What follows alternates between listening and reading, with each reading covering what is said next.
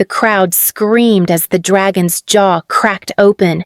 Sparks burst from its mouth, scattering across the plaza like fireflies gone mad.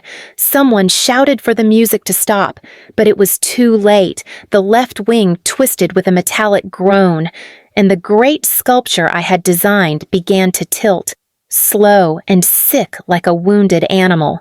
Phones rose, cameras flashed, and across that chaos, I saw the bronze plaque at its base, designed by Lumicon Structures, not by me. That was the last thing I saw before the live stream froze and my laptop screen cut back to the quiet gray light of Cannon Beach.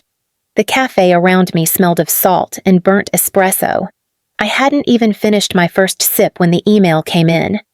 Subject termination, effective immediately. My thumb hovered over the glass. I opened it. Due to insubordination and extended absence during installation, your employment is hereby terminated. The company retains ownership of all designs created under Lumicon property. A second message followed, this one forwarded by mistake, from my new boss, Richard Paxton, to the client's liaison. Don't worry, we own everything she ever drew. My chest tightened until it hurt to breathe. I looked out at the ocean, calm, steady, merciless. 3 years of sketches, sleepless nights, and burn marks on my hands reduced to one sentence. Then, my phone buzzed again. A message from the crew. Dragon's leaning. Anchors failed. Boss says tighten bolts and move on.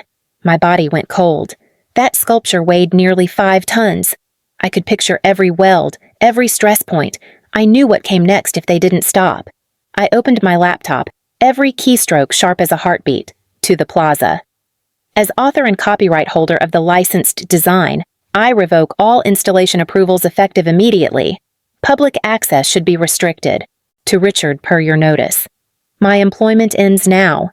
Any continued use of my designs without authorization will constitute infringement. 2 emails. 2 detonations. I hit send. The cafe window trembled with a gust of wind. And somewhere, far away in Seattle, steel screamed as the dragon fell silent. 3 weeks earlier, the glass walls of the conference room reflected a city still soaked in morning rain. I stood before the board with the model of the new installation 12 sculpted animals forming an arc of light. It wasn't finished, but even incomplete. The concept breathed. The plaza team watched in silence as I described how the geometric cuts would glow at night like constellations pulled down to earth. When I finished, the client's director clapped first, then the others followed. Someone said, "That's exactly what downtown needs, something alive." For a brief second, pride rose in my chest. Then Richard Paxton cleared his throat. He had joined Lumicon barely 2 months earlier, a man with perfect hair and a resume polished to a mirror shine. He waited for the applause to fade before smiling at me the kind of smile that already meant no. "Beautiful work, Marina," he said smoothly. "You have an artist's mind, but I think we'll have one of the senior managers handle final negotiations. You know, someone more executive." Laughter fluttered around the table, polite and poisonous. "I thought the shortlist for project leads was still open," I said. "It was," he replied, tapping his pen. "You're creative, but not executive material. You get too involved in the details, steel thickness, weld angles, lighting, color temperatures. Executives need vision, not measurements." The words slid across the room like oil on glass. I forced my jaw to stay relaxed. Around us, the client team exchanged awkward glances, unsure whose side to take. I simply nodded, as if his decision were perfectly reasonable, and gathered my sketches into a neat stack. When the meeting ended, I passed by him in the hallway. He stopped me, lowering his voice. "Don't take it personally. Some people are doers, not leaders." I smiled without turning. "Then let's hope the doers keep your building standing." By the time I reached my studio, the anger had already cooled into precision. I opened my binder and began rewriting specifications, every clause, every signature line, exactly as the contract required. The next morning, My inbox held an email from HR flagged as urgent. Attached was a new document labeled Creative Property Simplification Agreement. The subject line made it sound harmless, like cleaning up paperwork. I'd seen this trick before. By noon, Richard Paxton appeared at my desk with his perfect tie and that deliberate calm of someone rehearsed in power. "Just routine legal stuff," he said, sliding the paper toward me. "Corporate wants all designers under the same ownership umbrella. It'll make approvals faster." I read it once, then twice. The paragraph near the end was the one that mattered, the quiet poison written in plain English: all intellectual property, including conceptual sketches and derivative designs, shall be considered company property, regardless of author origin. I leaned back. "This voids my original contract." He smiled, pretending not to hear. "It just simplifies it. No real change." "No," I said, still calm. The clause about creative ownership was written for a reason. The original document had been drafted years earlier by Lumicon's founder, a sculptor who understood that ideas could outlive employment. Designs belonged to their creators unless specifically transferred under a work-for-hire agreement with additional compensation. It was standard in art manufacturing protection for the people who built beauty but didn't own the factories. Richard tapped the table. "You're not planning to sell these designs on Etsy, Marina. It's corporate work. We pay you a salary, we own the output. You pay me to design installations," I said evenly. "You license my work for your clients. That's what every contract states. The company owns the structures, not the soul behind them." His smile thinned. "Let's not make this complicated. Then let's keep the existing clause." I replied. He stared at me for a long moment, then picked up the paper and folded it neatly. "Suit yourself, but don't say I didn't offer a smoother path." After he left, I saved a copy of that unsigned file in a private drive and backed up my original contract. A clause isn't a weapon until someone tries to take it from you. The workshop smelled of resin, metal dust, and burnt paint, the scent of every project I'd ever loved. 12 frames lined the floor, each one representing a sign of the zodiac. The team moved around them in a rhythm only builders know: grinding, welding, sanding, testing. I stood over the blueprints, pencil tucked behind my ear, binder open to the safety checklist. Every bolt torque, every anchor depth, every lighting circuit was logged, stamped, and initialed. It wasn't bureaucracy, it was protection, the kind that kept steel from falling and lives from ending. Morning, Marina. A young man in a crisp white shirt walked in, looking too clean for the workshop. "Evan Paxton," he said, extending a hand. "Procurement, Richard's nephew." Of course. He placed a shipment form on my table. We switched the supplier for the internal frames. Same specs, lower cost, better for everyone. I skimmed the paper and felt the familiar chill of bad math. "This steel isn't marine grade," I said. "The plaza's open air, right by the fountains. You'll get corrosion in months." Evan shrugged. "We coated it. It's fine. No one will notice." I took a photo of the form and filed it in my binder. "Gravity notices," I said quietly. "So does water." He gave me a condescending grin. "You sound like my uncle." I doubt that. When he left, I gathered my team around. "We follow the binder," I said firmly. "No substitutions without written approval." They nodded. Most of them had been with me for years. They trusted the binder more than management, and for good reason. That night, I emailed Richard and CC'd procurement, attaching the supplier sheet and a single line beneath it. "Unapproved material substitution violates both design license and safety protocol. Gravity doesn't care about budgets." No reply came. But the next morning, the delivery trucks rolled in anyway, carrying stacks of that same cheap steel. So I opened the binder again and began documenting every change, every weld, every risk word by word, line by line. Cannon Beach was gray and perfect, a thin mist hanging over the sea, gulls skimming the waves like pale ghosts. For the first time in months, I felt my pulse slow to something human. My husband, Adam, ordered clam chowder, and grinned when I told him I'd left my laptop in the hotel safe. "Good," he said. "Let someone else build the world for a week, for 2 days." I almost believed him. We walked the shoreline, bought coffee from a stand that took cash only, and said nothing about deadlines. But peace has a way of cracking open where you least expect it. The first call came from Sam, my lead fabricator, Marina. "They changed the anchor type," he said, his voice low. Evan said Richard approved it, zinc-plated instead of stainless. "That's not outdoor rated," I said, already opening my email. "Send me the batch numbers." An hour later, another message arrived: photos from the lighting crew. The fixtures looked wrong, cheaper. Their heat sinks missing. I typed until midnight, firing off warnings and citing clauses. The reply came just before I closed the laptop. From Richard Paxton. "Relax, Marina. Enjoy your trip. We'll handle it." 3 sentences. No acknowledgement, no shame. I stared at the screen until Adam placed a hand on my shoulder. "Don't," he said quietly.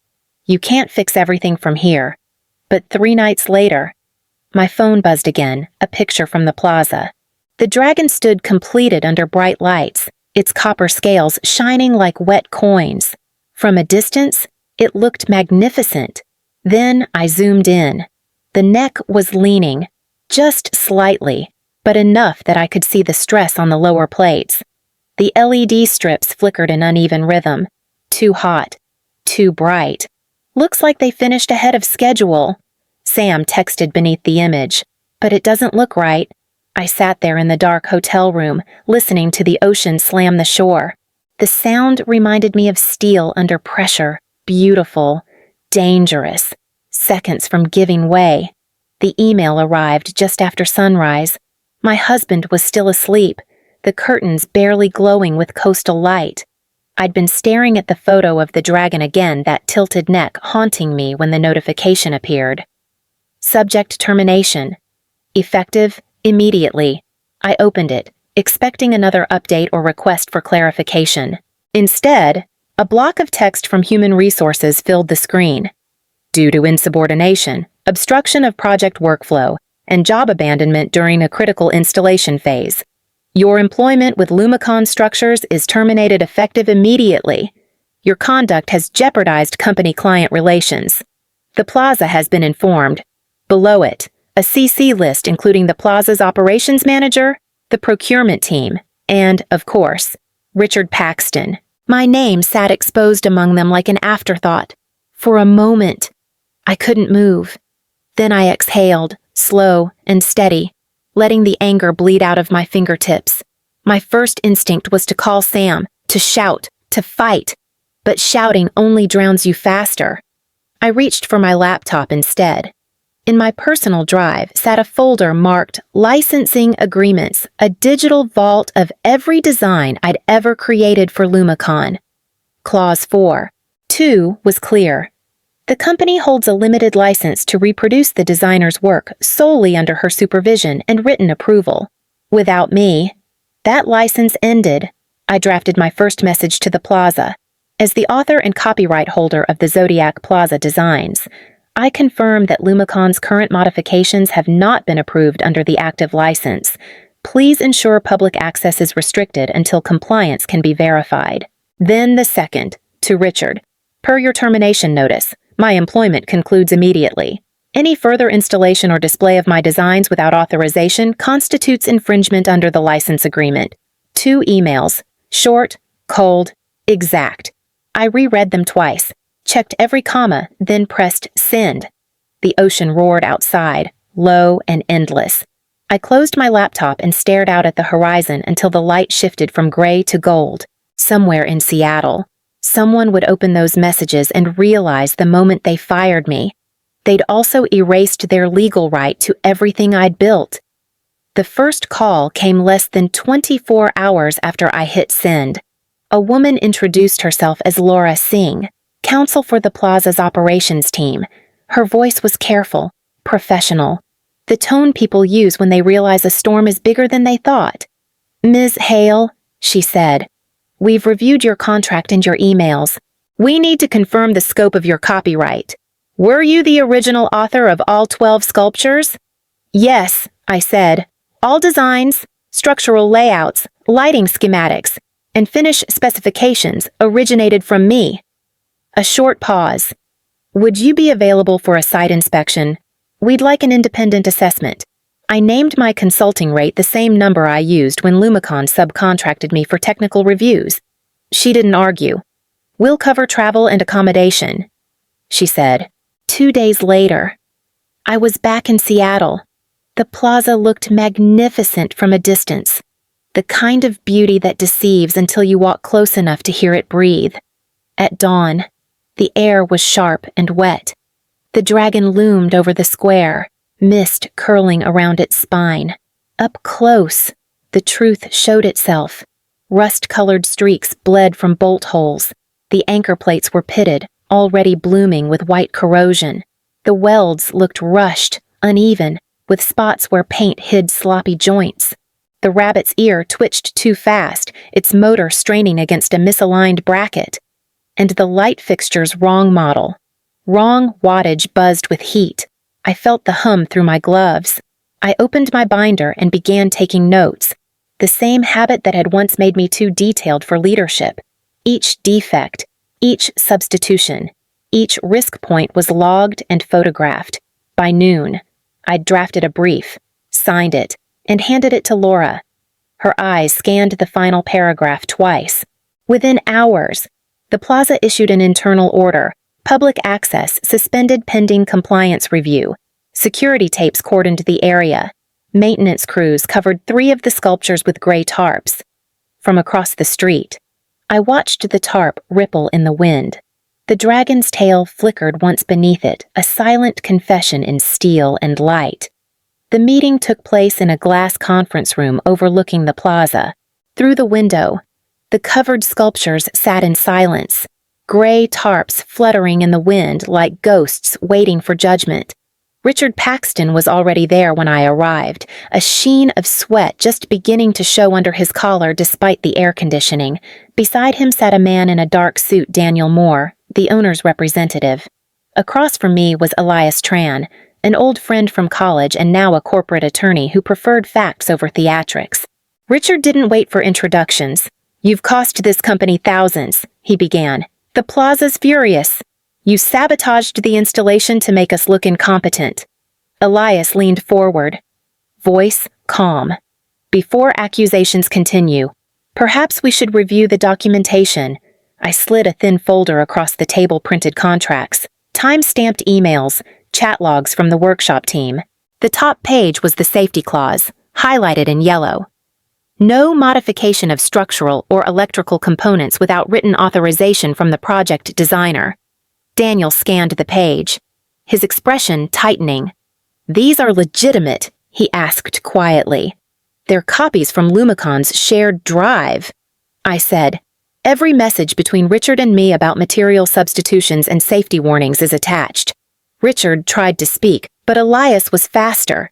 "You'll notice she explicitly warned Mr. Paxton on 3 occasions that using zinc anchors violated spec."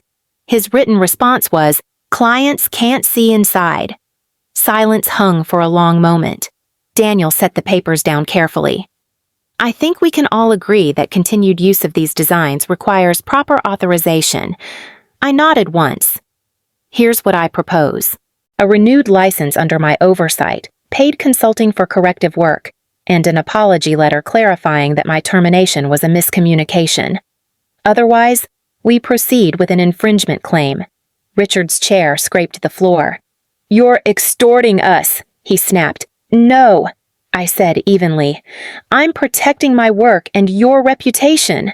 Daniel rubbed his temples, then turned to him. "We'll accept her terms." When I stood to leave, Richard's eyes followed me, full of disbelief. For the first time, he looked smaller than the mess he'd made. The plaza was closed to the public, cordoned off with yellow tape and the faint smell of wet concrete. I arrived after dark with a small crew Sam, 2 welders from the workshop, and an electrician named Nora whom I'd never met before. She greeted me with a nod, her hands already in gloves. No one said much, We all knew why we were there. The first night, we went after the anchors. Rain misted down from a low Seattle sky as Sam and I knelt by the dragon's base, unbolting the zinc plates. The sound echoed through the plaza, a rhythm of undoing. Same spacing, he asked. Exactly, I said. No shortcuts this time. We replaced each piece with marine-grade steel, tightened every joint, sealed every gap. My gloves were slick with rain and grease, but the dragon's footing grew steadier with every turn of the wrench. The second night was for light. Nora adjusted the wattage and replaced the harsh beams with the diffused LEDs from my original plan.